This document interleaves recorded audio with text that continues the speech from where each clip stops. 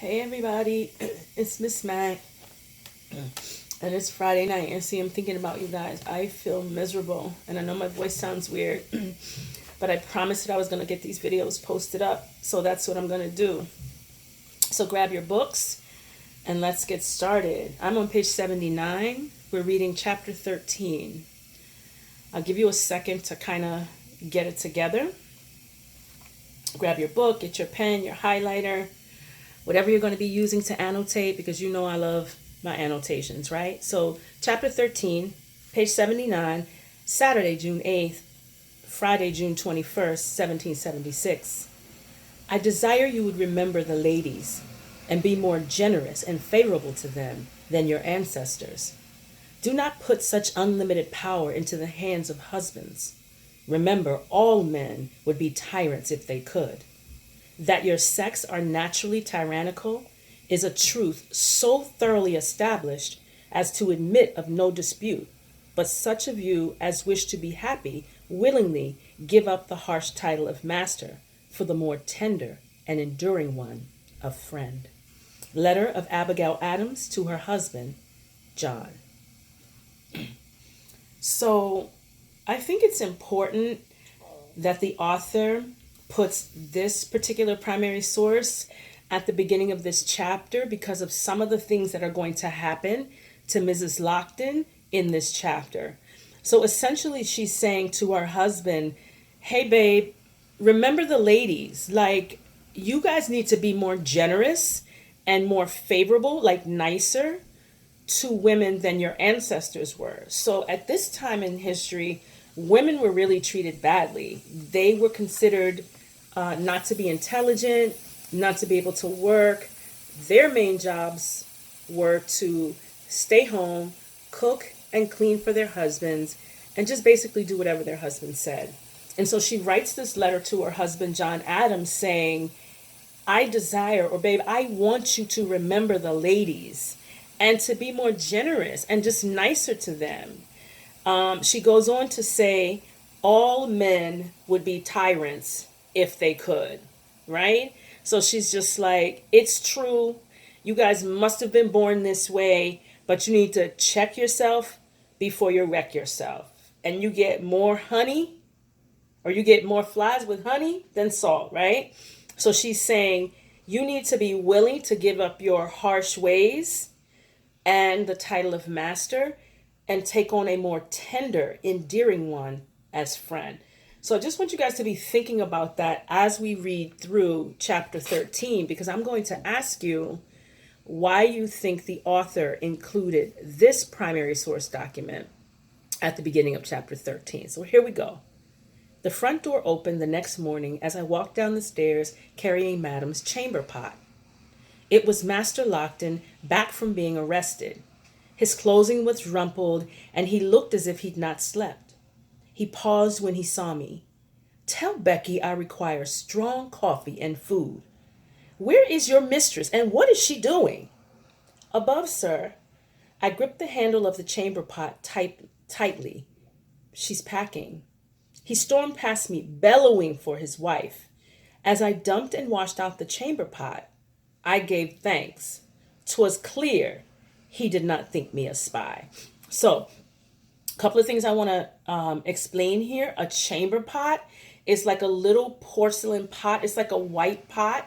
It's about this tall and about this wide, and it has a top on it. And it's what you use during the night if you have to go to the bathroom. Because back in these times, in the 1700s, they didn't have indoor plumbing. And so you had to go to the privy, which was a wooden box outside, kind of like a porta potty that you see in parks and stuff, to use the bathroom. And you literally sat down on wood. There were two holes. You sat down on wood, you did your business, and then you went on about your day. But at night, because it was so dark and there was no lighting in the privy, people used chamber pots to handle their bathroom business at night. So this particular chapter opens with Isabel. This was one of her duties, going upstairs, getting the chamber pot, rinsing it out, sanitizing it, and then putting it back in the bedroom for the night. So that's going on. And also, it seems like Mr. Lockton is feeling some type of way. So let's read on. Top of page 80. When I went back inside, there came a ruckus and much shouting from the second floor. I joined Ruth and Becky at the foot of the staircase, the three of us listening with big ears as Lockton and Madame shouted at each other. Shh, Ruth said, putting her finger to her lips. That's right, Lillian, said Becky. They don't pipe down soon, the whole neighborhood will turn out to watch. Crash! Bet that was the wash pitcher, she said. Crash! And the basin, she added. Do they often fight like this? I asked. Often enough, Becky said. She stopped as Madame cried out in pain. The master likes to be obeyed. He's not happy she wants to head for Charleston, and she don't want to stay here. Lockton lowered his voice some, but he was still angry and scolding. Should we do something? I asked. Perhaps Lady Seymour could calm him. Becky shook her head. 'Twould fire him up even more. Best not to discuss these things. Ruth stuck her thumb in her mouth. Once the fighting had ended, and the master had been served his meal, I took a cool compress and a mug of cold ale up to Madame. As she applied the compress to her swollen split lip, she scolded me for not scraping candle wax that had dripped on the floor. It caused me to fall, she said. Do you see what your clumsiness has cost me? We both knew it was a lie. There was no wax on the floor. A few drops of blood stained the edge of the carpet. What do you have to say for yourself? She asked. I didn't like picking up the blame and carrying it, but I had no choice. I bowed my head. I beg forgiveness, ma'am, and promise it will not happen again. She removed the compress and winced. It had better not. So, hold up. Wait a minute. What is happening here? Did Mrs. Lockton just get busted in the head and in the lip by Mr. Lockton? Is that crash we heard? And why is this woman blaming it on Isabel? Isabel didn't do anything. There's no wax on the floor. Again, we see this dehumanizing behavior, getting blamed for something and not being able to speak up at all. So I would go back to page 80, bottom of page 80, and draw a line under, it caused me to fall, she said. Do you see what your clumsiness has cost me? We both knew it was a lie. I would highlight, underline, or circle that and say, we see the dehumanizing behavior again, or we can say something like, Isabel is blamed for something that she didn't do, and there's nothing she can do about it. I think those would be really cool gists to do at the bottom of page 80. So let's go back to page 81, top of page 81, second paragraph. In the weeks that followed, the master had me serve him whenever his companions visited. I listened closely to their conversating, but they blew only hot air, complaining about the Congress and the weather and the effect of war on business. I was relieved to hear that the printer, ink-stained, had fled the city with his wife and children. Lockton was certain that he had told the rebels about the money and the plan to bribe American troops. My secret was safe. So let's highlight my secret was safe and do a gist right there to tell me what secret is Isabel talking about. All right? I'll give you a couple of seconds to do that. Make sure you're gisting there. My secret was safe. So a couple of seconds, you're underlining, you're highlighting, or you're circling, and you're going to put a gist right there in the margin of page 81. Okay? Becky brought back peas, greens, and gossip from the marketplace. The British fleet was in the harbor. No, the fleet had sailed to Jamaica. No, the Congress had negotiated peace. No, the British planned to kill us all while we slept. Gossip is the foul smell from the devil's backside. That's what Mama always said. I try to ignore the wild stories and stay alert for something, anything I might use to secure our freedom. So hold it right there. Is Isabel now going to do what Curzon has asked her to do and start spying?